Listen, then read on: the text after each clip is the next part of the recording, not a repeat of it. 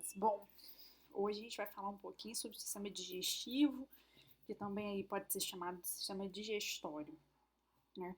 Obviamente que o sistema digestivo, né, a função principal dele é fazer a digestão, ou seja, aproveitar os nutrientes que estão vindo da nossa alimentação para um bom funcionamento do nosso corpo, né? O bom funcionamento das nossas células, né? O objetivo, assim, final é transformar os nutrientes em glicose. E, obviamente, a gente viu, né, em outros vídeos que a gente tem uma capacidade de armazenar a glicose na forma de glicogênio, que e esse glicogênio fica no fígado e no músculo esquelético, mas é uma reserva limitada de glicose, tá? Bom, antes de falar especificamente sobre o sistema digestivo, eu vou falar sobre os nutrientes. Ou seja, o que é que tem na nossa alimentação, que nutrientes são esses que a gente precisa fornecer para o nosso corpo, né? Porque a gente se alimenta porque a gente precisa de energia, né? Mas não é só a energia que a gente precisa. A gente precisa de alimentos também que sejam construtores, ou seja, alimentos que participem da construção, ou seja, da produção de tecidos, de novas células, né, das membranas das células, que, que, que participem da produção de hormônios, como é o caso dos lipídios, entenderam? Bom, aqui tem uma pirâmide alimentar, é uma pirâmide atualizada, né, que mostra o que a gente precisa consumir diariamente e em que quantidade, tá? Então vocês estão vendo que na base da pirâmide, né, a parte maior da pirâmide tem 6 porções: pães, massas e batatas, ou seja, são alimentos ricos em carboidratos. Esses carboidratos são substâncias que primordialmente vão fornecer para a gente energia, né? Tanto que quando uma pessoa quer emagrecer ou precisa emagrecer, geralmente ela diminui a quantidade de carboidratos ou ela muda o tipo de carboidrato, né? Isso é importante. Mas vocês estão vendo aqui, é importante vocês notarem isso, que apesar de ela ser a maior parte, né, apesar de ela ser a base da pirâmide, né, ela é a parte maior da pirâmide, mas vocês estão vendo que os elementos que formam essa base, eles estão bem espaçados aqui, né? Então, não é para você comer em quantidades enormes, tá? 6 porções, mas são 6 porções pequenas, ou seja, você está distribuindo bastante essa quantidade de carboidrato ao longo do dia. Não é para você pegar e em apenas uma refeição consumir muito carboidrato, tá? Depois vem os legumes, as verduras, 3 porções, ou seja, que vai dando um colorido bonito à nossa alimentação, ao nosso prato. E as frutas também, 3 porções. Depois os feijões e as leguminosas. E o leite, queijo e iogurtes, as carnes também. Então, feijão e oleaginosas, né? Tipo castanha, amendoim, avelã, amêndoa. Uma porção carne e ovos, que são grandes fontes de proteína, que são nutrientes construtores. Uma porção e leite, queijos, né? Leite e derivados, né? 3 porções, né? Que a gente acaba tendo como fonte de proteínas também, de muitas vitaminas, minerais, assim como as frutas e os legumes e as verduras também. Óleos e gorduras, ou seja, os lipídios, né? 1 porção. E açúcares e doces, ou seja, essas coisas que têm um baixo valor nutricional, ou seja, que são muito mais ricos em carboidrato, 1 porção apenas, tá? Só que aí eu queria chamar a atenção de vocês para uma coisa. O acesso à alimentação, né, uma boa alimentação, uma alimentação saudável, o acesso a esses nutrientes diariamente tem uma relação direta com a desigualdade social. Por quê? Para você conseguir todo dia fazer todas as refeições e ter acesso todo dia à fruta, você poder consumir carne, você ter acesso a um óleo de qualidade, ou seja, você poder usar um azeite, você poder usar um óleo de canola ou um óleo de girassol, que são óleos mais caros do que o óleo de soja. Você, nessa parte aqui dos carboidratos, consumir carboidratos que sejam o que a gente chama de carboidrato complexo, ou seja, carboidratos, por exemplo, pão integral, pão que tenha grãos, que são pães mais caros do que um pão com uma farinha de trigo comum, você precisa de dinheiro. Então, condições financeiras para consumir isso. E a gente sabe que a maior parte da população mundial é o quê? Pobre, ou seja, não tem acesso a isso. Isso quer dizer que, por mais que essa pirâmide aqui seja o ideal, uma boa parte das pessoas não tem acesso a isso aqui. Né? E muitas vezes quem tem acesso consome isso aqui totalmente errado. Na verdade, não consome isso aqui. Né? Então, a gente tem que pensar, enquanto sociedade, né, como que a gente vai fazer para que todo mundo consiga ter uma boa alimentação? E uma boa alimentação, gente, não é que garante, mas contribui para uma boa saúde. Né? Bom, então eu falei já um pouquinho sobre os tipos de nutrientes, mas a gente vai voltar, né? Os alimentos energéticos geralmente são os carboidratos e as gorduras. Os reguladores, água, sais minerais, então o consumo de água é essencial, porque 70% do nosso corpo é feito de água. Porque essas reações que acontecem nas nossas células acontecem no meio aquoso, né? Acontecem com água. Construtores, proteínas, vitaminas. A gente tem os macronutrientes, que são os nutrientes que a gente precisa em maior quantidade, que são esses 3 grupos aqui, carboidratos, proteínas e lipídios, que a gente também pode chamar de gorduras, e os micronutrientes, aqueles que a gente precisa em quantidades menores, né, baixas quantidades, mas eles são essenciais, vitaminas e os minerais, tá? Ou seja, entende-se aqui nesses minerais muitos íons, né, que a gente encontra na água, facilmente nas frutas, enfim, nos alimentos de uma forma geral, tá? O que a gente tem visto hoje em dia, né? Um grande consumo de carboidratos, principalmente carboidratos simples, e uma baixa quantidade de ingestão de água e de vitaminas, né? Então, alimentos muito ricos em carboidratos e lipídios, ou seja, contribuindo muito para que as pessoas tenham um acúmulo de gordura e aumento do colesterol, enfim, vai causando uma série de obesidade, e aí vai acabar influenciando em diabetes, desembocando em diabetes, hipertensão, e poucos alimentos ricos em vitaminas e minerais, então assim, realmente a gente precisa mudar a nossa forma de se alimentar. Óbvio que foi como eu falei, a gente precisa pensar no acesso que as pessoas têm a isso, né? Porque quando você pensa que o arroz integral ele é bem mais caro do que um arroz comum, quando você pensa que a carne é mais cara do que a salsicha, você consegue entender por que muitas pessoas não conseguem. Por mais que elas queiram, elas não têm como, né? Bom, então vamos lá aos componentes do sistema digestivo. Então a gente divide basicamente o sistema digestivo em trato gastrointestinal. Se é gastrointestinal, gastro se refere a estômago, intestinal, intestino. Então o trato gastrointestinal inclui a cavidade oral, né, a boca, e obviamente língua também, né? Faringe, que tá aqui, estômago.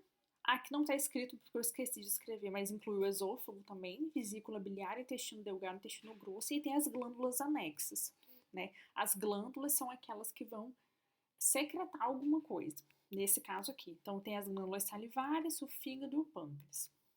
Então a gente olhando aqui, ó, glândula parótida é uma glândula salivar também, tá? Então a gente tem a gente tem 3 glândulas salivares. As submandibulares, ou seja, estão aqui embaixo, né? Como se fosse aqui debaixo da língua, que não é exatamente debaixo da língua, ela é submandibular. Mandibular é essa parte aqui de baixo da nossa arcada da boca. a glândula sublingual, a parótida. Então, elas secretam saliva. A gente tem a boca, ou seja, o sistema digestivo, obviamente, ele está todo interligado, né? E a digestão, ela já começa pela boca. Então, isso aqui tudo, ó, é o trato gastrointestinal e as glândulas anexas também estão aqui. Se vocês olharem com atenção, tá tudo interligado, tá vendo? Da boca, aí já vem a faringe, vem o esôfago já tem uma ligação com o estômago com o intestino delgado. Não dá pra ver aqui, desculpa, gente. Mas o intestino grosso, obviamente, tem uma ligação com o intestino delgado. Aqui tem o fígado tem a vesícula biliar já grudadinha aqui nele, porque o fígado produz a bile, mas ele armazena na vesícula biliar. E ele já tem uma ligação aqui com o intestino delgado. O pâncreas tem uma ligação também com o intestino delgado. Bom, eu queria falar para vocês que... Gente, desculpa. Meu cachorro aqui tá latindo demais. Bom, o intestino delgado, gente, ele tem 3 porções. A primeira, que é o duodeno, que é logo a porção que tá ligada no estômago. Depois a porção assim, intermediária, que é o jejuno, e o íleo, tá? Que é a porção final. E o intestino grosso, ele tem 3 partes, né? Cólon transverso, cólon ascendente, cólon descendente, aí o reto e o ânus, que é por onde vai sair as fezes. Bom, vamos pensar no caminho que o alimento faz, né? Então, primeiro a gente coloca o alimento na boca e mastiga. Bom, o que é o mastigar? Basicamente, mastigar é diminuir o tamanho do alimento. Mas não é só diminuir o tamanho. Dentro da nossa boca tem saliva. E essa saliva ajuda a deixar tudo isso que você está mastigando, que você está diminuindo, fazer com que isso vire como se fosse um bolo, né? Um bolinho mesmo, bem úmido. Por quê? Você diminuindo, né, o tamanho do alimento com os dentes e ele estando molhado vai facilitar bastante na hora de você engolir. E também vai facilitar bastante na hora da digestão, que já começa na boca.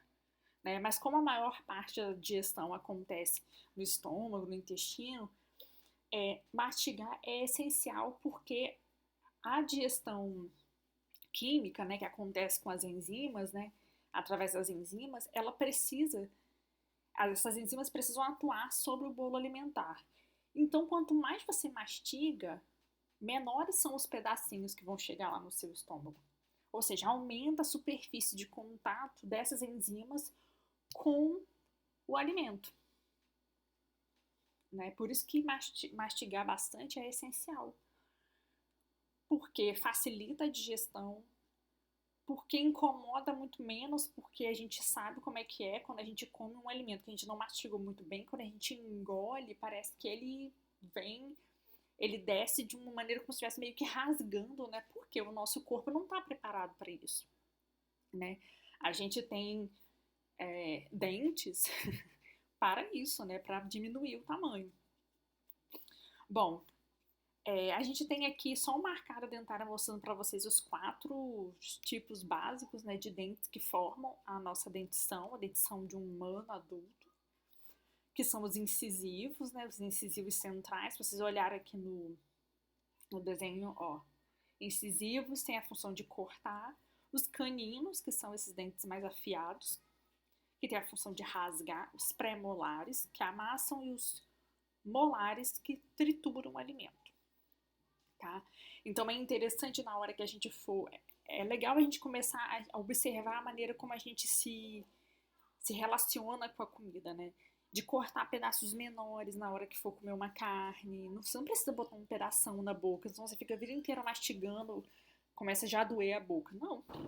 Corta em pedaços menores, é mais fácil, né? Depois que a gente mastiga e que o alimento já tá com a desculpa, gente. Já tá em pedaços bem, bem, bem pequenos, que ele já tá todo emulsionado, tudo molinho, porque ele já tá porque ele já foi envolvido pela saliva, e na saliva já tem uma enzima que começa a fazer a digestão do amido. Lembra que o amido é um carboidrato de reserva dos vegetais, né? Então a digestão do amido já começa ali na boca, né, por uma enzima que a gente chama de pitialina ou amilase salivar. E aí depois que você mastigou, você engole, que a gente também pode chamar de deglutir, tá? Vamos dar aqui só um parêntese para a estrutura dos dentes, né, gente? Então a gente tem essa parte branca aqui, que é a parte que a gente vê, que é a parte dura que a gente vê, que é o esmalte, que é formado de vários minerais. E é exatamente essa parte aqui que é suscetível à ação das bactérias. Por isso que é essencial a gente escovar os dentes, né? Passar fio dental, enxaguatório bucal, porque as bactérias vão atuar aqui, né? Desfazendo a estrutura desse esmalte. Então, quando a gente vê uma cárie que, ai, tem um buraquinho aqui. Quem fez aquele buraquinho? O que é aquele buraco? Quer dizer que naquele local onde tem o buraquinho, antes tinha o quê? Um esmalte que estava perfeito. Mas você deixou ali restos de comida, você deixou comidinha para que a bactéria, que já está na sua boca, fosse ali e começasse a degradar a estrutura do esmalte do seu dente. Então você vê aquele buraquinho. O que o dentista faz? Vai lá e tapa esse buraquinho, né? Tira toda a sujeirinha e tapa o buraquinho, né? Essa parte aqui que você vê do dente é a coroa, né? Igual pensa, as princesas, os reis, as rainhas usam a coroa onde? Na cabeça, ou seja, para todo mundo ver. Então, a coroa é a parte que você vê do dente. Sendo que essa parte branca aqui é o esmalte, abaixo é a dentina e abaixo é a polpa, onde já tem as terminações, onde já tem os nervos. E aí o que acontece? Quando a cárie começa, primeiro a bactéria ela vai romper essa estrutura aqui do esmalte. Se você pega a cárie já no início, bem no início, provavelmente não vai chegar aqui na dentina nem na polpa. Então é quando você não tá nem sentindo dor ainda, né? Porque ela só veio aqui e quebrou a estrutura do dente. Mesmo assim, é interessante levar anestesia porque o dente é um tecido, né? Então dói. Se você não cuida, aí a bactéria só vai, ela abriu o caminho dela, ela vai continuando até chegar na polpa e ela vai comendo isso aqui tudo. E começa a doer bastante, muitas vezes tem até que fazer canal, né? Então, ou faz uma extração do dente, enfim. Então, por isso que a gente tem que cuidar bastante da nossa saúde bucal. Essa parte de baixo aqui é a raiz do dente. Entendeu? Tá vendo? A gengiva tá aqui, então essa parte abaixo da gengiva é a raiz do dente, né? Aqui tem o osso mesmo, né? E o osso, esse osso dá pra gente dar uma moldada, por isso que tem a ortodontia, para você alinhar os dentes e tudo. Claro que dói esse processo, mas dá para fazer. Bom, a digestão química ela começa pela boca, como eu falei, já com a atuação da saliva. Na saliva tem essa enzima que se chama amilase salivar, ou também chamada de pitialina, que faz a digestão do amido. O amido, ele é uma molécula grande de glicose e ele é quebrado em pedaços menores, né? Que a gente chama de maltose, tá? Depois da boca, você vai engolir o alimento, ele vai passar pela faringe, vai passar pelo esôfago. Na entrada da faringe tem como se fosse tipo uma tampinha para não deixar o alimento ir para a laringe, porque a laringe tem uma ligação com o pulmão, então o alimento não é para seguir para o pulmão, é para seguir para o estômago, né? Então, se o alimento tem que ir para a faringe para depois ele ir para o esôfago e chegar no estômago. Porque se ele for para a laringe, ele vai seguir para o pulmão. E aí o que acontece? Você começa a tossir. Por quê? Porque é como se estivesse obstruindo a passagem do ar, né? Então, a primeira reação do seu corpo é tossir para expulsar aquilo ali do local errado, para onde ele foi. Então, passou por aqui, pelo esôfago, chegou no estômago. O que tem aqui no estômago? Tem Tem muita coisa. Primeiro, tem o suco gástrico, que é produzido pelo próprio estômago, que tem várias enzimas, não é só a pepsina. A pepsina é a principal, é a que a gente mais destaca. É uma proteína importante para fazer a digestão das proteínas. As proteínas são moléculas grandes. Então, a proteína ela começa a ser digerida aqui, mas não termina aqui, tá? Então, começa a digestão das proteínas, que é uma molécula grande, que vai ser quebrada em pedaços menores, que a gente chama de oligopeptídeo. O estômago tem um ácido, né, que é produzido, que é chamado de ácido clorídrico, que é um ácido corrosivo. Aí vocês podem pensar assim, poxa, mas então quer dizer que no meu estômago tem um ácido que corrói o meu próprio estômago? Não. O próprio estômago produz um muco, né, uma secreção, tem um tecido ali epitelial que produz substâncias para proteger o próprio estômago da atuação do ácido. Claro que quando você tem uma azia é porque tem um excesso de ácido produzido pelo seu estômago e dá aquele mal-estar, né, na gente, dá aquela queimação. Exatamente porque o ácido clorídrico ele é um ácido corrosivo, ele é um ácido que realmente queima, né? E esse ácido ele é muito importante estar ali porque as enzimas que estão no suco gástrico precisam de um pH ácido para elas poderem atuar sobre o alimento, tá? Bom, depois do estômago, o alimento vai para o intestino delgado. E aí, gente, quando chega no intestino delgado, a digestão das proteínas continua, começa a digestão das gorduras, continua a digestão dos carboidratos também. Então, digamos que a digestão em si, ela acaba no intestino delgado, né? O próprio intestino delgado produz o que a gente chama de suco entérico, o pâncreas produz o suco pancreático, o fígado produz os sais biliares, né? Que são armazenados na vesícula biliar, tá?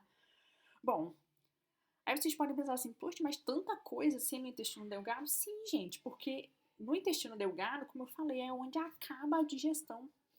Então, é onde o nosso corpo tem que dar um jeito de pegar tudo aquilo que a gente, todas aquelas moléculas grandes e colocá-las em moléculas bem pequenas e partir, digamos assim, em moléculas bem pequenas, porque lembra que isso aqui, esses nutrientes vão para onde? Vão para a nossa corrente sanguínea, vão ser transportados para as nossas células, né? Nos órgãos, nos tecidos.